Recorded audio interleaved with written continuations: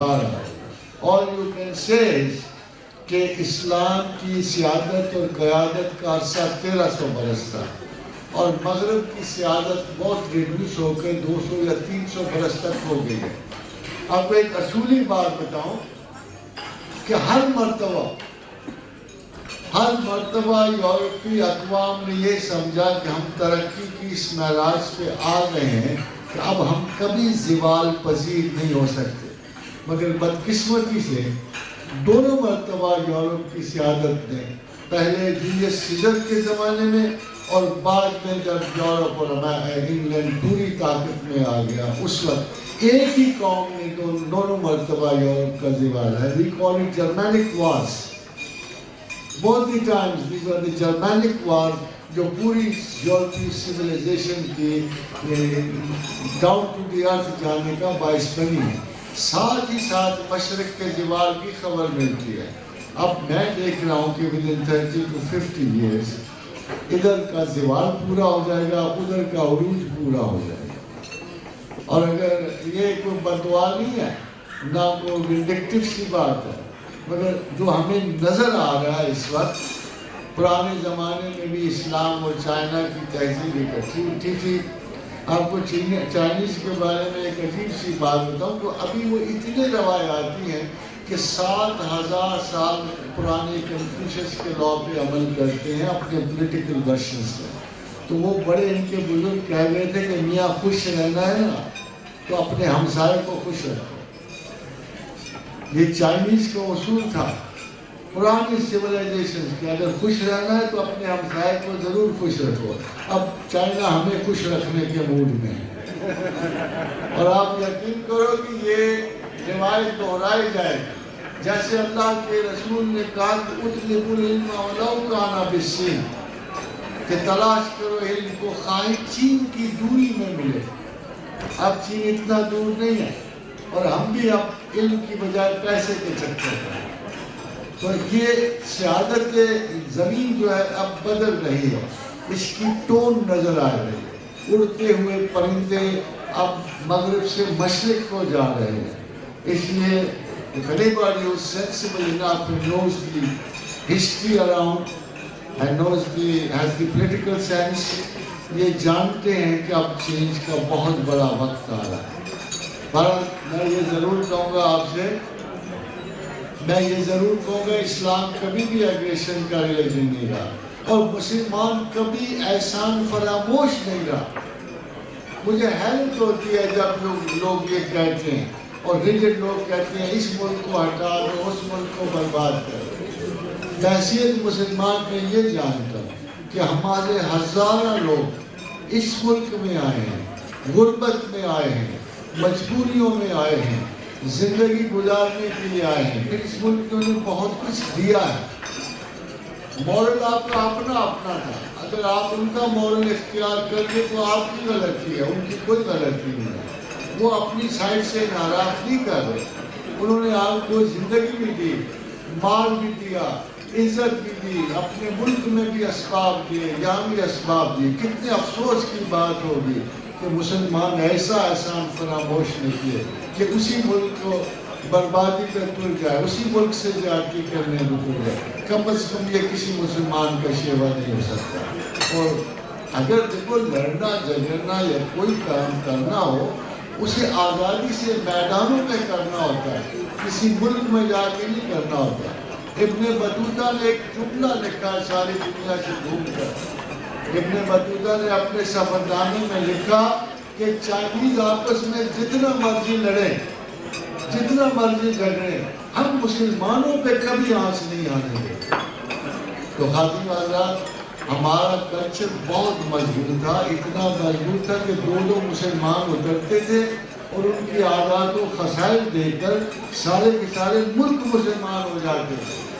میں مفروضے نہیں بیان کر رہا، آپ انڈونیشیا کی تاریخ دیکھو، ایک فوجی نہیں وہاں اترا، and still it is the biggest country of Islam۔ ہمیں اپنے کلچر کو اسلام کے مطابق کرنا ہوگا، ورنہ we will be no more existing۔ ہم اس ریس میں پیچھے رہ جائیں گے۔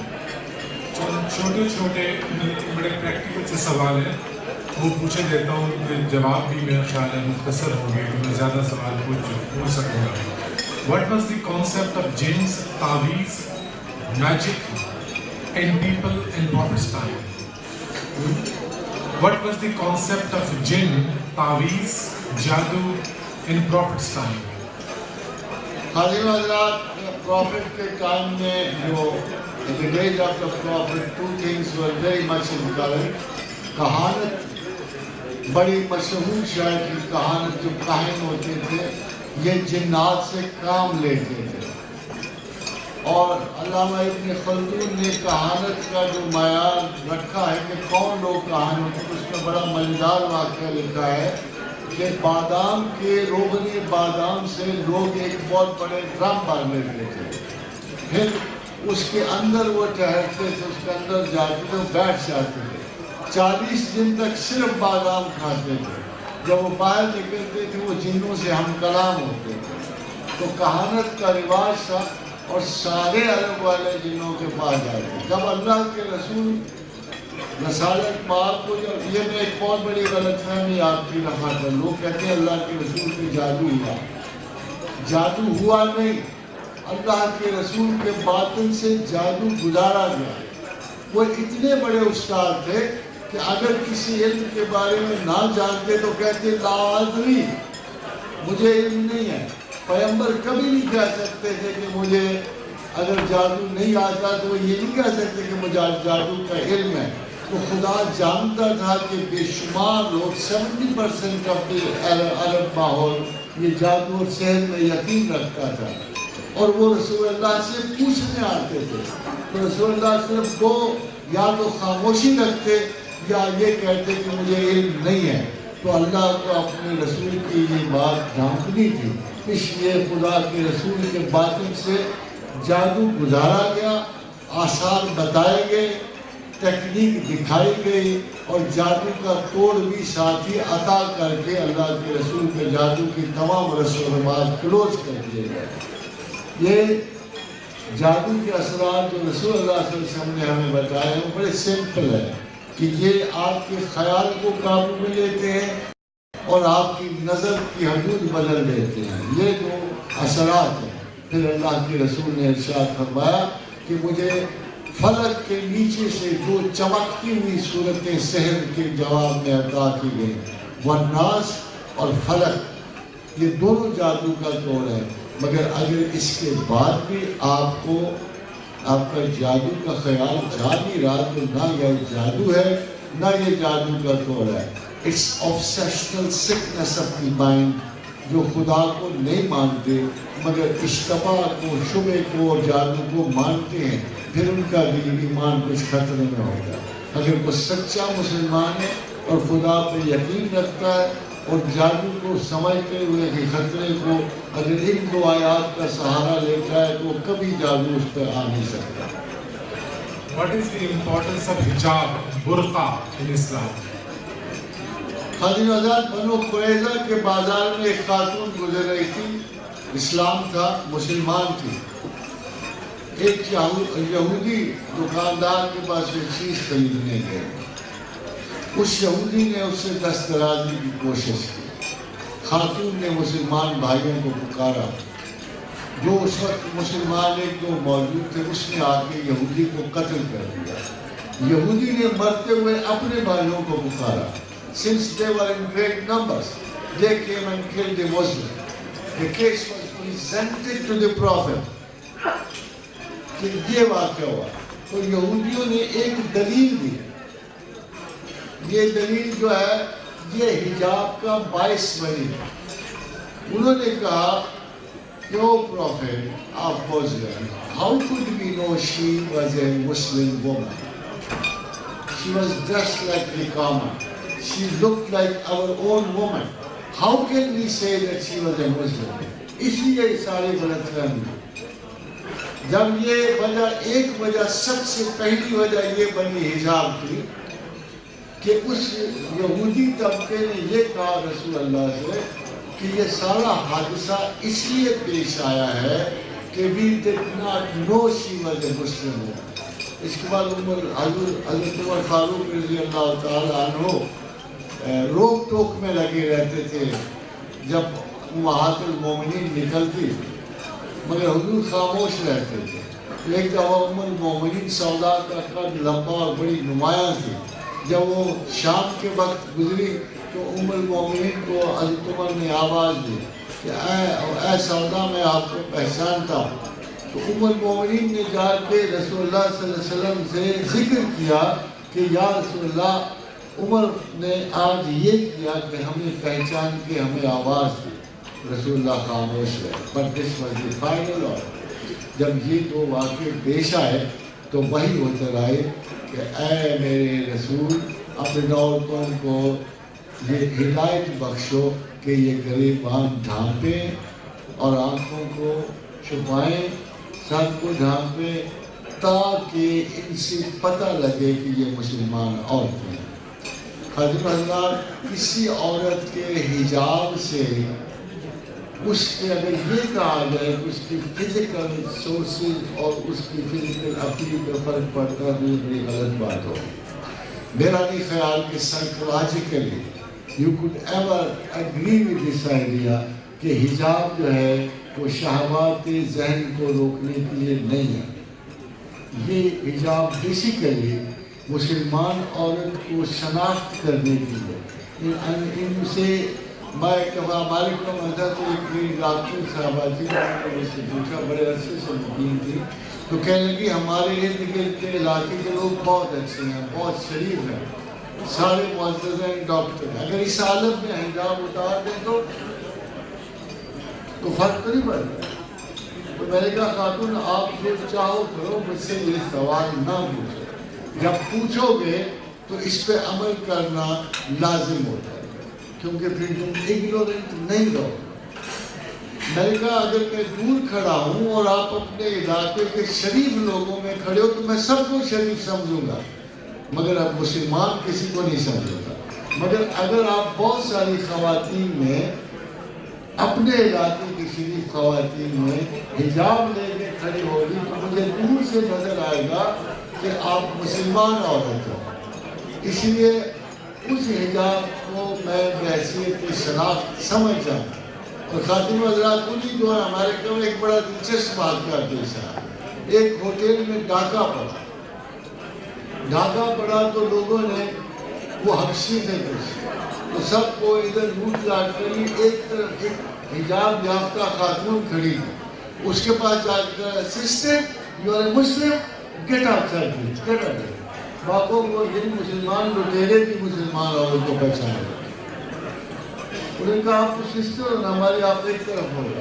تو تھرو آؤٹ یہ حجاب جو ہے اتنا ہی جتنا اللہ نے کہا ہے یہ لازم ہے، آگے جو آپ ایڈ کرنا چاہو آپ کر لو، وہ ہم اس کی گارنٹی نہیں لے سکتے۔ اس میں منہ ڈھانپنا نہیں آیا، ہاتھوں سے آپ کام کرتی ہو، میکسیمم حجاب وہی ہے جو اللہ نے اپنے بندوں کو بتا دیا۔ اس میں آپ کیا کرنا چاہتے ہو، اس کو شٹل بنانا چاہتے ہو، اس میں دورے آپ ڈیفنسز کریٹ کرنا چاہتے ہو، وہ اندھوں کی طرح سڑک پر گرنا چاہتے ہو تو آپ کی مرضی۔ معراج رسول صلی اللہ علیہ وآلہ وسلم کے بارے میں آپ کی کیا رائے ہے؟ حاضر حضرات، مجھے نہیں سمجھ آتی کہ معراج کو کیوں سوال بنایا گیا۔ معراج پہ، بدری معراج پہ دو اعتراض ہوتے ہیں، دونوں بڑے فنی سے ہیں۔ ایک اعتراض یہ ہے کہ اللہ کے رسول نے اللہ کی بجائے جبریل امین کو دیا۔ دوسرا یہ ہے کہ بجائے بدن کے انہوں نے روحانی معراج حاصل کیا۔ What somebody was asked me کہ پروفیسر اتنا پڑھ لکھ کے بھی آپ خیال کرتی ہو کہ معراج بدلی تھی، تو میں نے اسے کہا did I send him؟ میں نے بھیجا تھا ان کو معراج پر، تم نے بھیجا تھا، تو پریزیڈنٹ آف امریکہ نے بھیجا تھا، کس نے بھیجا تھا؟ تو کہنے لگے God sent him there۔ تو میں نے کہا مجھے یہ بتاؤ کہ خدا کسی بندے کو زمین سے آسمان تک پہنچانے کی قدرت رکھتا ہے یا نہیں رکھتا؟ کہ نہیں، پر سائنس، میں نے کہا سائنس کو چھوڑو یار, تم کس کو اللہ مانتے ہو؟ ایک طرف سے کہتے ہو اومنی پریزنٹ, اومنیسینٹ, اومنی پیٹنٹ. کیا اس خدا میں اتنی طاقت بھی نہیں ہے کہ اپنی تخلیقات کے بیچ میں سے گزارتے ہوئے ایک بندے کو سدرۃ المنتہا سے آگے لے جائے؟ خاتون حضرات, دیکھو جو جملہ قرآن نے استعمال کیا ہے وہ آبویسلی وہ ہمارے وسوسوں پہ ہے, وہ حقائق پہ ہے. جب قرآن یہ کہتا ہے رسول کے بارے میں ما زاغ البصر وما طغى, اس کی آنکھ نے کجی نہیں کی. جب اس کی آنکھ کا ذکر کرتا ہے تو وہ روحانیت کی آنکھ کا ذکر نہیں کرتا, اس کی آنکھ نے کجی نہیں کی. انہوں نے کوئی غلط نہیں دیکھا. انہوں نے یہ جواب ہے سارے سوال کا کہ اللہ کے رسول نے اس کو دیکھا جسے اسے دیکھنا تھا, وہ جبریل امی نہیں تھے.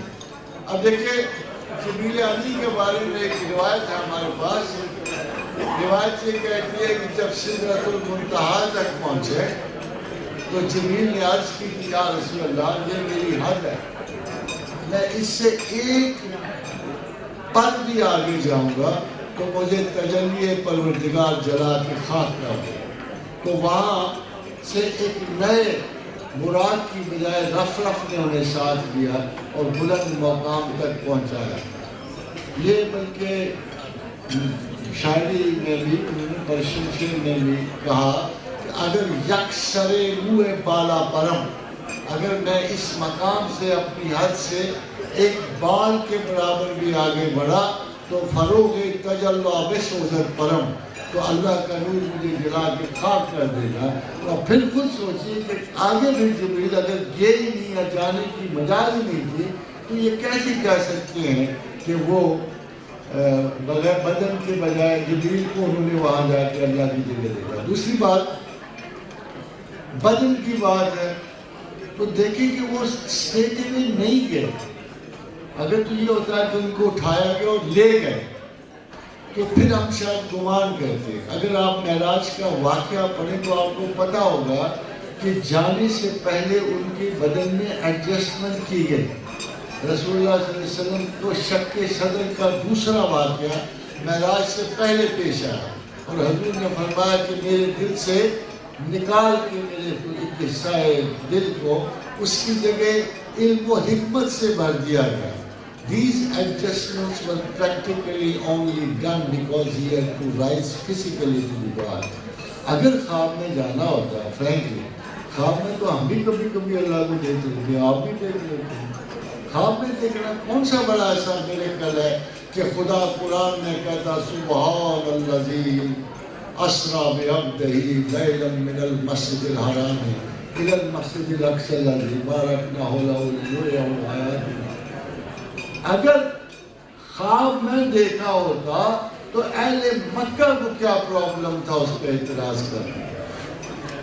اگر روحانی طور پہ دیکھا ہوتا تو anybody can just leave for کون اعتراض کرتا. اگر ابو سفیان تھا یا ابو جہل تھا اس کو صدیق اکبر کو کیا کہنے کی ضرورت تھی کہ آج تمہارے پیغمبر نے دعویٰ کیا ہے کہ وہ زمین آسمان پہ گئے ہیں اور بدنی طور پہ گئے.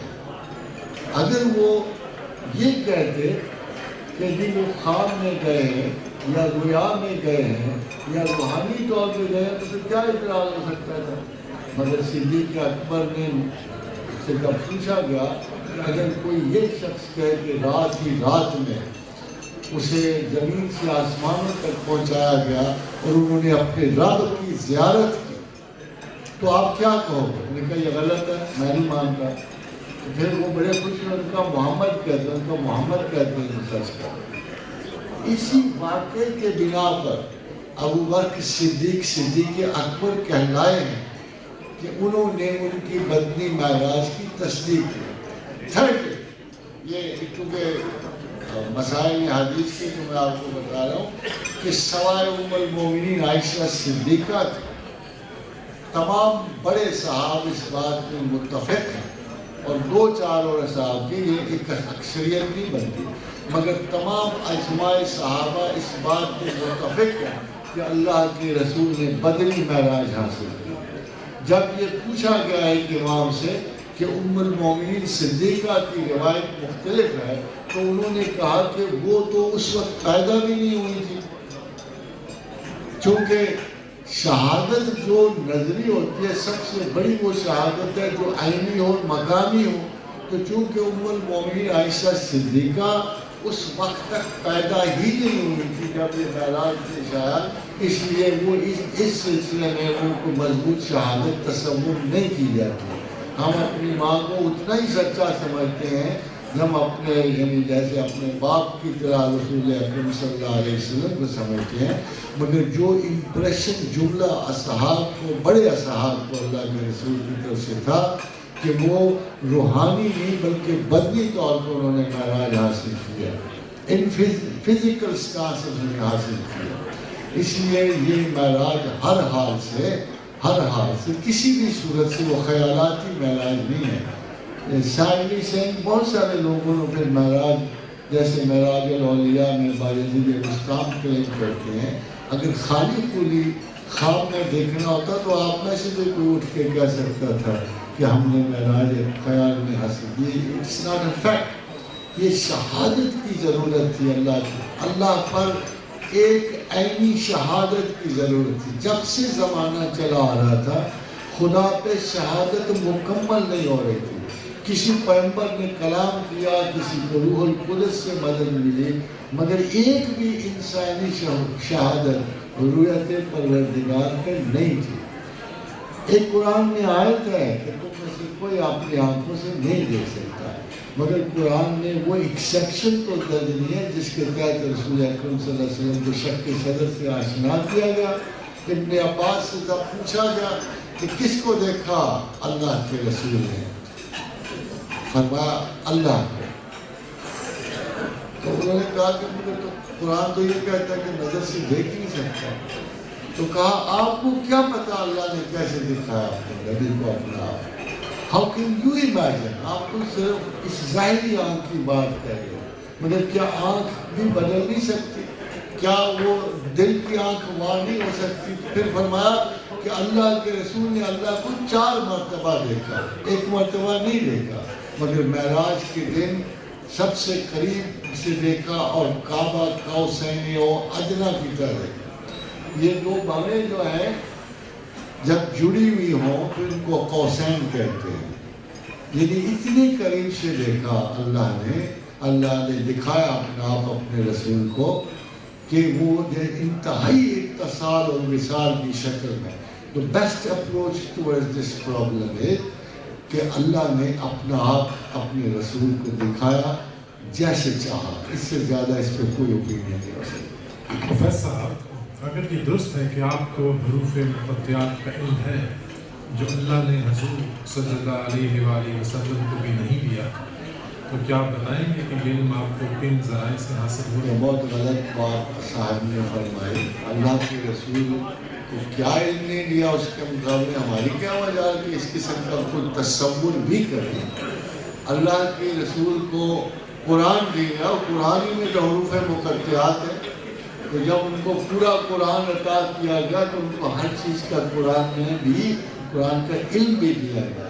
مگر یہ کہہ لو کہ جب یہ سوغات علم آگے بڑھتی ہے، جب خدا نے یہ کہا کہ ہم نے ہر آیت کو محکم کیا، درج کیا اور پھر اسے انسانوں کے فہم و فراست کے لیے چھوڑ دیا، تو رسول اکرم صلی اللہ علیہ وسلم کو شاید اس دیکھو پیغام کیا ہے رسول کے بارے میں، آپ ذرا غور کر کے بتانا۔ میں کو مفروضاتی بات نہیں کر رہا کہ جب خدا نے اپنے آپ کو الحمدللہ رب العالمین کہا اور رسول کو رحمت للعالمین کہا، تو ایک بات تو ثابت ہو گئی نا کہ جہاں جہاں رب العالمین ہے وہاں وہاں رحمت للعالمین ہے۔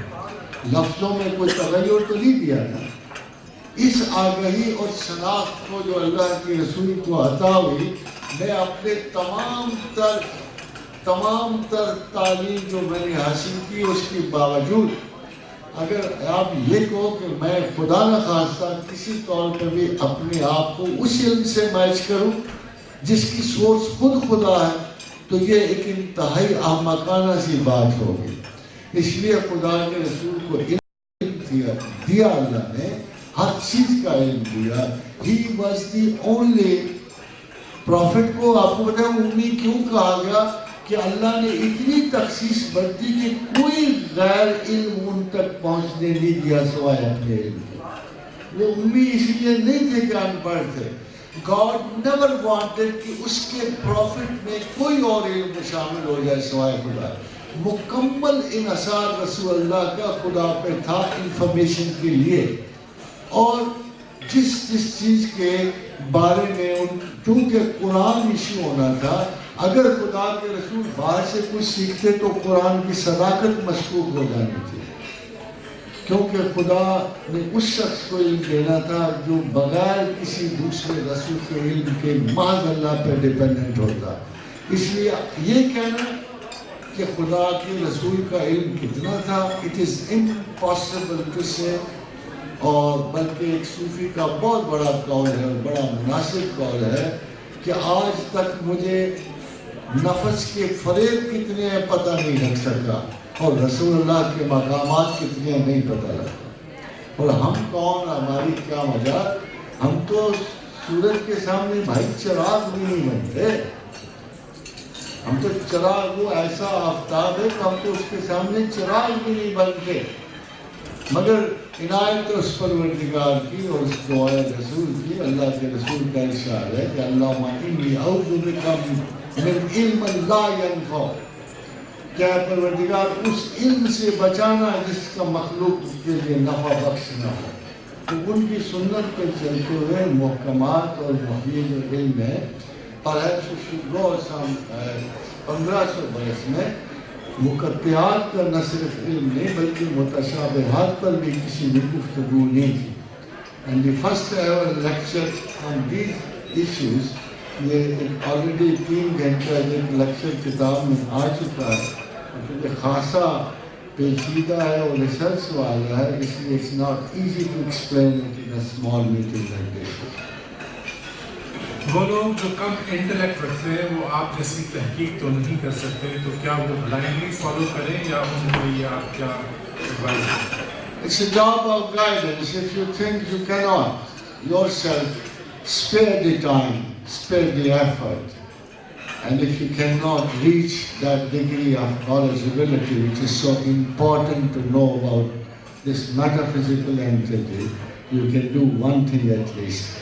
کہ اپنے کسی اچھے استاد کے پاس چلے جاؤ. ابھی میں نے آپ سے عرض کیا تھا کہ the most important thing about God is کہ آپ کے اندر جاننے کی خواہش ہو. اگر آپ کے اندر ذرا برابر بھی جاننے کی خواہش ہو تو خدا آپ کو ہر مناسب موقع دیتا ہے کہ آپ اپنی شناخت کے پہلوؤں کو اجاگر کرو, آگے بڑھو اور خدا تک پہنچ جاؤ. خدا تک پہنچنا ایک آدمی ہے جو ریسرچ کرتا ہے, اس کا اپنا ایک مقام ہے, مگر ایک آدمی ہے جو آرزو رکھتا ہے, اخلاص رکھتا ہے, اور خدا اس کے بارے میں کہتا ہے کہ اے شیطان تو میرے بندوں کو گمراہ ضرور کرے گا, آگے سے آئے گا, پیچھے سے آئے گا, اوپر سے آئے گا, نیچے سے آئے گا, تو پوری کوشش کرے گا.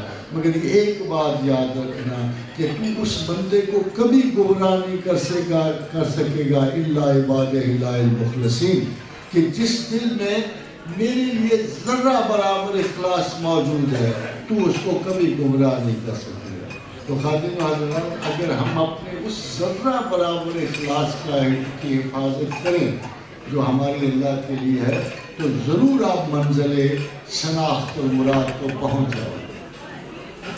میں مزید 10 منٹ میں اس کو ختم کرنا چاہوں گا اگر آپ کی اجازت ہو. سیکنڈ لاسٹ کوشچن ہے کہ what is the importance of beard in Islam? Is it wajib?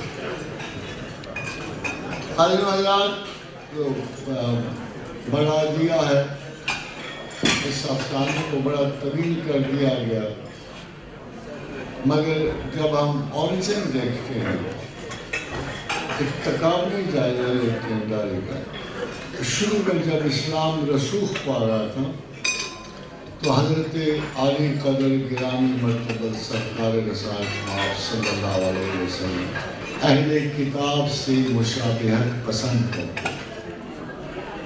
عیسائی اس وقت ربی اور یہودی ربی اور سارے لوگ اس وقت نمایاں طور پہ داڑھیاں رکھتے تھے.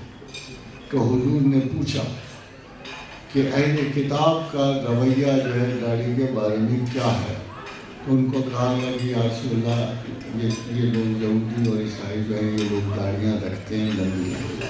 تو آپ نے فرمایا ہمیں اہل کتاب کی مشابہت پسند ہے. تب سے ماشاء اللہ داڑھی آئی اور چلتی رہی. اب چونکہ اس میں ایک قسم کی رسول اکرم صلی اللہ علیہ وسلم کا فعل مبارک بھی شامل ہوا تو یہ سنت نبوی بھی قرار پایا. مگر ہم فقہی طور پہ دیکھتے ہیں کہ ایک تو جنرل فقہ ہے، ایک فقہ معکوس ہے. اگر اس فقہ کو نیگیٹو میں الٹایا جائے تو پھر اس کا کیا رزلٹ ہے. یعنی پورے عالم اسلام کے کس کو یہ تو ہوا کہ جبراً کئی حکمرانوں نے داڑھی رکھنے کا حکم دیا، مگر سوال یہ ہے کہ داڑھی نہ رکھنے میں پورے عالم اسلام کو کس قسم کی سزا دی گئی، کون سی پنشمنٹ دے گی. Practically this question never goes to the surface of شرع. البتہ جو لوکل علماء تھے انہوں نے اس پہ اسٹریس ضرور دی اور بار بار ریپیٹ بھی کیا، آج تک کرتے چلے آئے ہیں. مگر میرا خیال یہ ہے کہ اگر اس پہ سنت کا محمول کرتے ہوئے اس کی بنا پہ سرزنش کی جائے تو ایک میں آپ سے سوال پوچھتا ہوں کہ حضور صلی اللہ علیہ وسلم کے یعنی سر مبارک میں بال رہتے تھے نا؟ ہمیشہ رہتے تھے. ان کی زلفیں دراز اور خوبصورت تھیں. بلکہ وہ حج پہ بھی آئے تو انہوں نے پورا سال تو نہیں نہ مڑایا، تھوڑے سے بال کٹوائے. تو وہ لوگ جو اتنا انسسٹ کرتے ہیں داڑھی پر،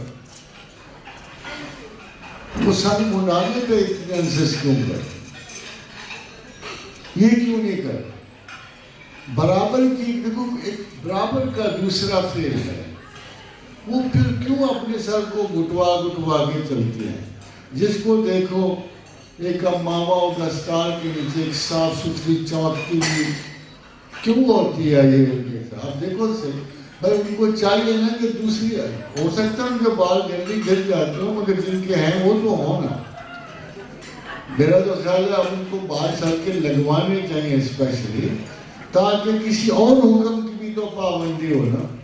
وہ جو حسن اللہ کے رسول کا تھا بالوں میں ان کی شناخت کی، ان کی جن کو والضحیٰ واللیل میں بھی ایکسپلین کیا گیا، اس کی آپ پابندی کیوں نہیں کرتے؟ تو اصولاً یہ دونوں مسائل جو ہیں یہ ایسے مسائل نہیں بنتے کہ جس پہ کوئی ایمان کا فیصلہ ہو، بلکہ اٹ ڈپینڈس. میرے شیخ نے فرمایا سید حجویری نے کہ جب کوئی سنت فسق و فجور کی علامت بن جائے تو اس کا ترک اس کے اختیار سے بہتر ہے. میں ابھی لیٹسٹ واقعہ آپ کو سناؤں. پاکستان میں واقعہ ہوا کہ انتہا درجے کے متقی مذہبیوں نے کم از کم 30 ارب روپے مسلمانوں کے لوٹ لیے، اور سب ماشاء اللہ تعالیٰ اس سنت سے مزین تھے. And now people have started asking this question کہ سارے فراڈ یہ داڑھیوں والے کیوں کرتے ہیں؟ Why it has become a kind of an escapade, a cover for all these activities.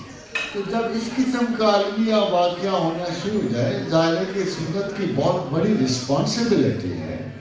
خالی داڑھی سے تو آپ اچھے مسلمان نہیں ہو سکتے ہو. آپ اگر اعمال صالح رسول میں سے ایک کاپی کرنا شروع کر دو تو آپ کی زندگی کے اطوار بدل جاتے ہیں. تو اس سنت سے آپ کے خلاف کردار کیوں نہیں بدلتے؟ یہ تفرقہ بازی کیوں آ جاتی ہے؟ یہ دنیا کی ہوس اور لالچ کیوں آ جاتی ہے؟ یہ اتنے سارے داڑھی رکھنے والے اپنے مسلمانوں کو کیوں قتل و غارت میں رسوا کیے جاتے ہیں؟ اس لیے یہ مسئلہ آج کل کے دنوں میں I think everybody should think. اگر ہمیں یہ سوچنا ہے کہ مسلمان داڑھی کیوں نہیں رکھتا تو ان کو بھی یہ سوچنا ہے کہ داڑھی رکھنے کے بعد ایسے بہیو کیوں کرنا ہے. It's a common question for us all کہ اگر ہمیں رکھنا ہے تو ہم اس کی ذمہ داری ادا کرنا ہے. حضرت عمر فاروق کے زمانے میں دیکھو جب قرآن میں یہ حکم آیا کہ نمازوں کو زینت کر کے جاؤ، تو کسی کو شبہ نہیں ہوا کہ اس کا مطلب تھا داڑھی سنوارو اور سر کے بال سنوارو۔ تو حضرت عمر کے زمانے میں ایک صاحب آگے بے شبہ داڑھی رکھی ہوئی تھی، ایک تو داڑھی ہوتی ہے، بہت ہی داڑھی رکھی ہوئی تھی، ہر طرف سے بکھری پڑی تھی۔ تو حضرت عمر نے حکم دیا کہ اسے لایا جائے، بلاؤ اس کو، اور پھر اسے بلایا۔ وہ چیخ رہا تھا، گھٹنوں میں دبایا اور اس کی داڑھی کاٹی اور چھوٹی کی اور کہا کہ اگر رکھنی ہے تو سنوار کے رکھ، اس کو خوبصورتی سے رکھ، جھاڑ جھنکار کی طرح مت پال اس کو۔ اور یہ مجھے سمجھ نہیں آئی خواجہ آزاد کہ آج لوگ اتنے فیشن داڑھی کے نکل رہے ہیں کہ گروہ ہی داڑھی بن گئی ہے۔ ہم دور سے پہچان لیتے ہیں یہ داڑھی فلاں جماعت کی، یہ فلاں جماعت کی فلاں۔ جب کوئی سمبل کریٹ ہو جائے داڑھی میں تو قرآن کی ایک آیت کہتی ہے کہ ان الذین فرقوا دینہم وکانوا شیعا، اگر تم نے دین میں فرق کر لیا اور گروہ بن گئے، لست منہم فی شیء، تو اے پیغمبر تو ان میں نہیں ہے۔ کیا ضرورت ہے کہ آپ لوگوں کو ایک مخصوص صرف سمبل کی حفاظت کریں؟ کیا آج دنیا میں داڑھی کافر نہیں رکھ رہا، مشرک نہیں رکھ رہا؟ کیا تمام آپ سے داڑھیاں تو ماشاءاللہ سکھوں کی بہتر ہے، کتنی گھنی رکھی ہوتی ہیں، آپ سے داڑھیاں تو ان اہل کفر کی، میں نے بے شمار اب داڑھی کا رواج ہے۔ اب تو چہرے کے کاسمیٹک ٹینڈنسیز کے لیے بھی لوگ داڑھی رکھ لیتے ہیں۔ So this is not a question Islam anymore, and I don't think people can pass judgments on somebody who has kept it or not kept it. We should understand that Islam doesn't lie particularly in a few hair of beard. آج کی شام کا آخری سوال ہے کہ ہم خدا کے ساتھ اپنی محبت میں شدت کیسے پیدا کر سکتے ہیں؟ That's a very personal question. میرا خیال یہ ہے کہ اللہ نے اس کا طریقہ بتا دیا ہے۔ تو خدا نے کہا کہ لَن تَنَالُوا الْبِرَّ حَتَّىٰ تُنْفِقُوا مِمَّا تُحِبُّونَ، کہ تم مجھے نہیں حاصل کر سکتے، میری برات محبت تم نہیں حاصل کر سکتے جب تک میری راہ میں باقی ماندہ محبتیں قربان نہ کرو۔ جب ہم اتنے سارے لائک گلیورز ٹریولز، اگر اتنا بڑا گلیور جو ہے چھوٹے چھوٹے بونوں سے بند کر بے بس ہو جاتا ہے، تو انسان بھی زندگی میں اپنی خواہشات، اپنی چھوٹی چھوٹی محبتوں میں اسیر ہو کے مکمل پابند ہو جاتا ہے، اور پھر خدا کی محبت اس سے دور ہوتی جاتی ہے۔ تو اللہ جو ہے اس پہ یہ چیلنجیبل حقیقت بیان کرتا ہے کہ اگر تمہاری محبتیں تمہیں اتنی عزیز ہیں، ایک آدمی اٹھتا ہے وہ کہتا ہے نہیں I will study first and then love God، پھر کہتا ہے I'll marry first and then love God، پھر کہتا ہے ہم چلڈرن ہوں گے پھر بعد میں کر لوں گا۔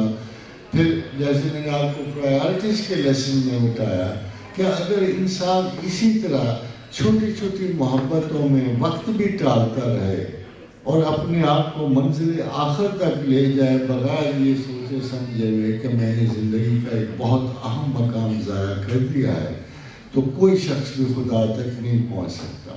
It's very important. اگر خدا آپ کو نہیں ملتا تو اس کی وجہ یہ ہے کہ وہ اپنے مقام سے نہیں اتر سکتا۔ How can a prime minister سٹ آن اے PN's چیئر؟ آپ کے دل و دماغ میں اگر خدا اول حیثیت نہیں رکھتا، ایک ٹوٹل پرائیورٹی نہیں رکھتا، unless he is the first and top priority in your life، وہ کبھی بھی آپ کو مل نہیں سکتا۔ اگر آپ چاہو جانو کہ خدا آپ کو کچھ دنوں کچھ ساعتوں میں مل جائے، تو first thing you have to declare in your mind and heart is کہ he is our top priority۔ کوئی اس سے سبقت نہیں رکھتا، کوئی اس کی محبت سے بڑھ کر ہمارے دل میں محبت نہیں ہے۔ بڑا آسان سا کام ہے، ہم کہہ سکتے ہیں، عمل نہیں کرتے، مگر جب ہم کمٹ کرتے ہیں اللہ سے تو پھر ہمیں توفیق بھی دیتا ہے، ہماری تائید بھی کرتا ہے، اور ہمیں ہمارے مراتب علم اور ذہن اور جسم بڑھا کر ہمیں اس قابل کر دیتا ہے کہ ہم خدا کے حضور شرمندگی سے نہیں محبت سے کھڑے ہوں۔ اس نے کہا اتلو ما اوحی الیک من الکتاب کہ قرآن کی تلاوت کرو، واقم الصلاۃ اور نماز قائم کرو، ان الصلاۃ تنہی عن الفحشاء والمنکر یہ تمہیں فحش اور منکر سے روک دے گی، مگر فائنلی یہ کہا ولا ذکر اللہ اکبر، مگر ہماری یاد تو بہت بڑی بات ہے، ہمیں تمہاری یاد، کسی نے پوچھا تھا کہ کیا ہمیں بھی خدا یاد کرتا ہے؟ اس نے کہا جو لکھ دیا اس نے وہ کیسے نہ کرے گا، فَاذْكُرُونِي أَذْكُرْكُمْ وَاشْكُرُوا لِي وَلَا تَكْفُرُونَ، جب تمہیں یاد کرو گے مجھے میں تمہیں ضرور یاد کروں گا۔ ہم تو تسبیح کرتے ہوئے بے نیازانہ گزر جاتے ہیں، ہمیں کیا پتا کہ کیا ہمارے حالات ہیں، کیا ہمیں اللہ جانتا ہے، مگر ہم اس کے لفظ کو غلط تو نہیں کہہ سکتے۔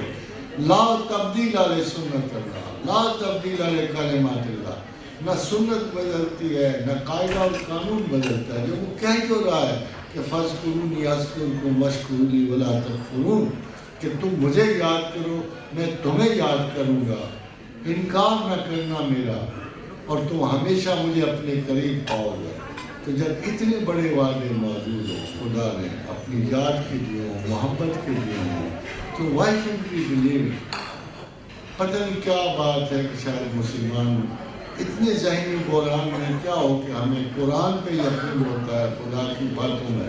اب دیکھیں میں سادہ سی آپ کو ایک بات بتاؤں، جسٹ تھنک اباؤٹ اٹ، کہ خدا کہتا ہے میں جسم کا سکون دے دوں گا، مال تمہیں دے دوں گا، جائیداد دے دوں گا، بچے دے دوں گا، ایک چیز نہیں دوں گا، وہ کسی قیمت پہ نہیں دوں گا۔ اگر تم ساری دنیا سارا جہان بھی مجھ سے حاصل کر لو تو وہ نہیں دوں گا تمہیں۔ اور پوچھا اللہ میاں سب کچھ عطا ہو بخشش کے بعد آپ کیا چیز ہمیں دیں؟ فرمایا الا بذکر اللہ تطمئن القلوب، میں اپنی یاد کے بغیر تمہیں اطمینان قلب نہیں دوں۔ How easy it is to understand. تو خاتون حضرات اگر مجھے یہ آیت سمجھ آئے، مجھے اس پہ یقین ہو، تو کیا مجھے پتہ نہیں لگے گا کہ میں خدا کی یاد کے بغیر اطمینان قلب حاصل نہیں کر سکتا؟ اور اگر مجھے یقین ہے کہ مجھے اطمینان قلب چاہیے تو میں پھر اس کی یاد سے گریز کروں گا۔ یہ لازم ہے کہ ہمیں خدا کی باتوں پہ یقین ہو، پھر اللہ ہمارے بہت ہی قریب ہوگا۔ اور ذرا اس قربت کی علامت یہ ہوگی وَلَا تَحِنُوا وَلَا تَحْزَنُوا، سستی نہ کرنا، غم بھی نہ کرنا۔ یہ آئیں گے کچھ دن کے لیے، وَلَا تَحِنُوا وَلَا تَحْزَنُوا وَأَنْتُمُ الْأَعْلَوْنَ، یقین رکھو کہ تم ہی غالب ہو ان کنتم مومنین، اگر ایمان والے۔ وَمَا عَلَيْنَا إِلَّا الْبَلَاغُ۔ Thank you very much۔ Iftikhar صاحب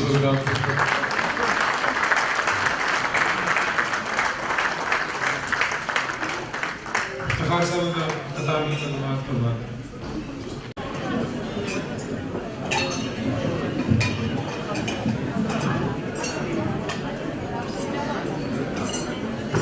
Thank you. Just a finishing comment or two. Maulana Rumi was once sitting in his garden feeling very happy, and his wife inquired as to why he was very happy, and he said, "Today I have given everything in the way of Allah and I don't have anything else to give. That is why I'm so happy."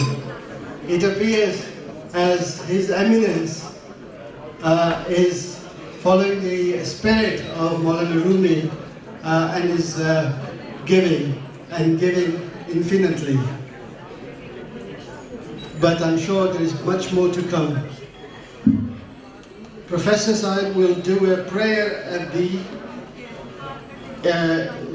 the end, and I request you've been with us for 4 hours, just another few minutes.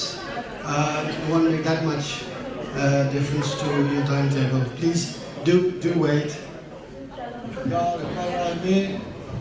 یا رحم الراحمین، یا رحم الراحمین، یا ذل جلال والاکرام، یا ذل جلال والاکرام، یا ذل جلال والاکرام، لا الہ الا انت سبحانک انی کنت من الظالمین۔ اللہم انا نسألک بانک انت اللہ الاحد الصمد الذی لم یلد ولم یولد ولم یکن لہ کفوا احد۔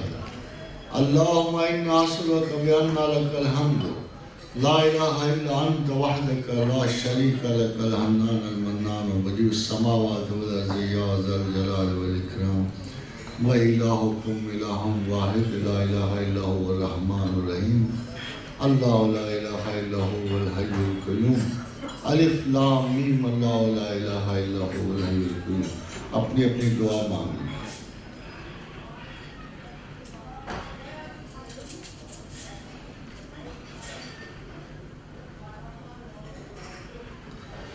اللہم اعنا علی ذکرک و شکرک و حسن عبادتک. اللہم احسن عاقبتنا فی الامور کلها واجرنا من خزي الدنیا وعذاب الآخرة. اللہم انا اسألک العفو والعافیۃ. اللہم انا اسألک العفو والعافیۃ. اللہم انا اسألک العفو والعافیۃ. اللہم انا اعوذ بک من البرص والجنون والجذام وسیء الاسقام. اللہم انا اعوذ بک اللہم انا اسألک من فضلک ورحمتک فإنه لا یملک الا انت. اللہم اجعل اوسع رزقک علی عند کبر سنی وانقطاع عمری. اللہم انا اسألک غناک وغنى مولایا. اللہم صل علی محمد وعلی آل محمد کما صلیت علی ابراہیم وعلی آل ابراہیم انک حمید مجید. اللہم بارک علی محمد وعلی آل محمد کما بارکت علی ابراہیم وعلی آل ابراہیم انک حمید مجید. اللہم صل علیہ کلما ذکرہ الذاکرون. اللہم صل علیہ کما غفل عن ذکرہ الغافلون. وسلموا تسلیما کثیرا. Thank you very much. May Allah be very kind to you all. Thank you.